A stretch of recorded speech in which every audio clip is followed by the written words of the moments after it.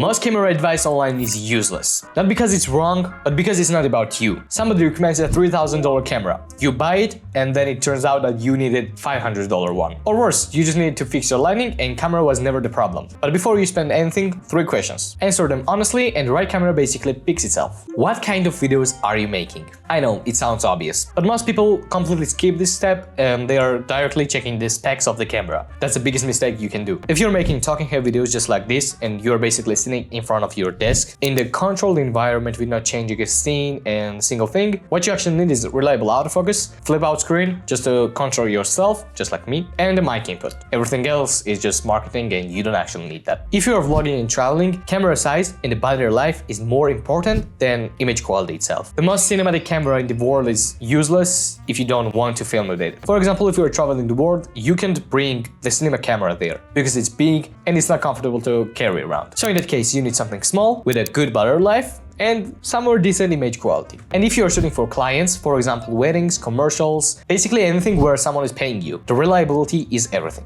You need dual card slots, long recordings, and no overheating. Because you can go and refilm everything that you filmed in that commercial, wedding, or ceremony. And if you're doing a mix of everything that I said before, I have bad news for you. One camera will not be enough. I know you didn't want to hear that, but that's the only answer. Because one camera cannot do everything. Question number 2. Be honest about where you actually are right now. Because the best camera for professionals is the worst camera for the beginners, and vice versa. If you're new into cameras, simplicity wins. Good auto modes, easy file transfer, and basically something that will make you film without reading 200 pages of manual. And to be honest, your phone might genuinely be enough. Even when I'm carrying my whole camera gear with my backpack outside, sometimes I just have to film the moment quickly. If you already have some experience with the camera gear, you need the features you can grow into. Interchangeable lenses, slow motion, log footage, if you want to start color grading and getting all the different kind of looks. And if you're a professional who has lots of years experience in the cameras, I think you're in the wrong video. Question number 3. What is your budget and what should you actually spend it on? Under 300 bucks.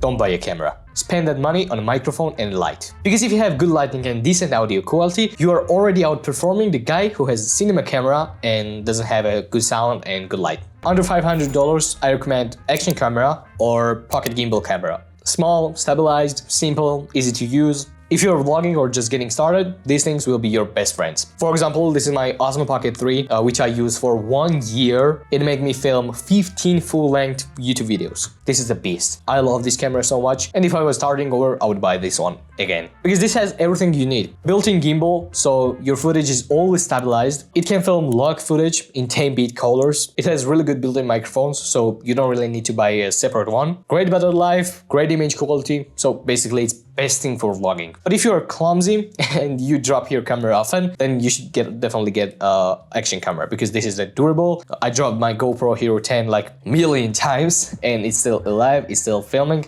and not even a single scratch. It's a great thing, but this thing, be careful with it. Around $1,000. Something like Sony ZV-E10 Mark II or Canon R50V. Real sensor, 4K video, autofocus, lens options. For most creators, this is more than enough. $2,000 and above. You're getting a real camera.